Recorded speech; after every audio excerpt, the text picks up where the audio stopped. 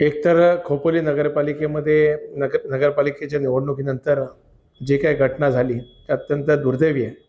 त्या घटनेचा निषेध करावा तितका थोडा आहे आणि खरं तर त्या बाबतीत कठोरातील कठोर कारवाई ही गुन्हेगारांवर व्हावी ही पहिल्या दिवशीपासूनच आम्हा सर्वांची त्या ठिकाणी मागणी राहिलेली आहे.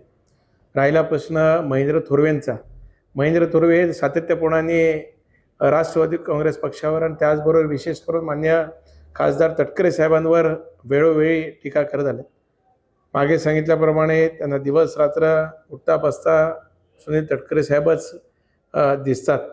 दुर्दैवीरित्या त्याच्यात सुद्धा या दुर्दैवी झालेल्या प्रकरणामध्ये सुद्धा राजकारण ते करू पाहत आहेत आणि कळत नकळत तटकरे साहेबांवर ते उंगली निर्देशन करण्याचा प्रयत्न करतात.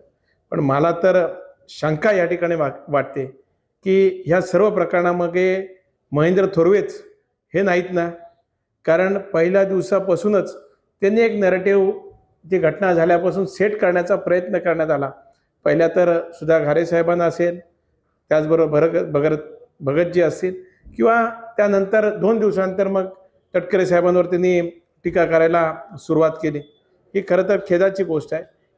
ही घटना अत्यंत दुर्दैवी आहे. मात्र त्याला त्याच्या आडून अशा प्रकारचं घाणेरडं राजकारण त्यांनी जी काय सुरुवात केलं आहे ह्याचा सुद्धा निषेध माझ्यासारखा कार्यकर्ता त्या ठिकाणी करतो आणि माझं पूर्णपणाने न्यायदेवतेवर विश्वास आहे. रायगडच्या असलेल्या पोलीस दलावर आणि त्यांच्या यंत्रणेवर सुद्धा माझा विश्वास आहे. मला वाटतं काल परवा त्याच्यातील आरोपींना सुद्धा पकडण्यात आलेला आहे. त्यामुळे दूध का दूध पाणी का पाणी काही दिवसातच होईल. फक्त राजकीय आकसापोटी आणि द्वेषापोटी अशा प्रकारचे आरोप महेंद्र थोरवे करतायत.